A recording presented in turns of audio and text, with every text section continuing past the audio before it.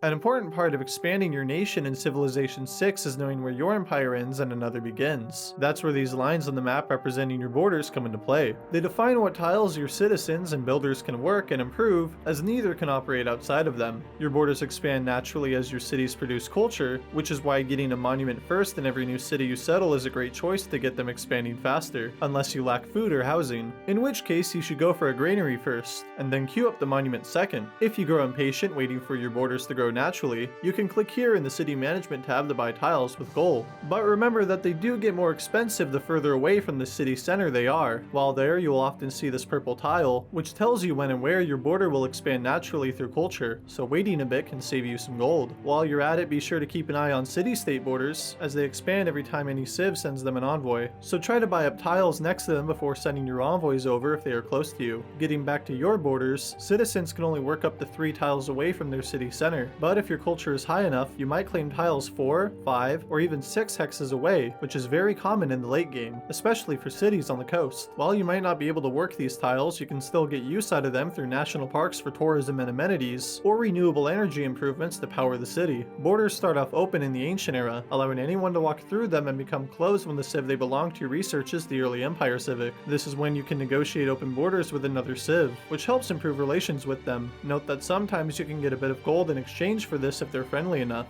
Having open borders with another civ will also increase your tourism output to them by 25%, so try to negotiate with everyone if you're going for a culture victory. But if you or another civ have denounced each other, open borders cannot be traded until the denunciation expires. City-state borders, on the other hand, are not as easily negotiated, as they only open up when you are the suzerain of the city-state, or plug in the gunboat's diplomacy policy card, which is unlocked with the ideology civic in the modern era, giving you open borders with every city-state on the map, regardless of suzerainty. If you wish to explore despite the borders of other civs or city-states being closed off to you, you can use religious units which always ignore open borders, like a missionary or apostle. You can also culture bomb someone else's borders. This happens when you build a certain district or improvement along the borders of another civ, claiming all adjacent tiles that are within 3 tiles of your city center and don't have any districts or wonders on them, meaning you can claim tiles with improvements such as farms and mines. This is a rare feature provided to some civs like Poland, who can culture bomb civs when building forts or encampments, or with the warrior monk's religious belief, allowing any city following it to culture bomb tiles when building a holy site. Just remember that doing this will anger the civ you stole the tiles from, but not the city-states. You do not lose any envoys for doing it to them, like how you would lose influence in Civ V. While not the most exciting topic of all the ones I've covered in this 4-part series, it is important to know how these mechanics work if you wish to go forth and create an empire to stand the test of time. While you're here at the end of this series, consider joining my Discord server to play games or ask any questions about the game. I would love to have a chat with some of you guys. I'm Ridic, and I'll see you in the next era.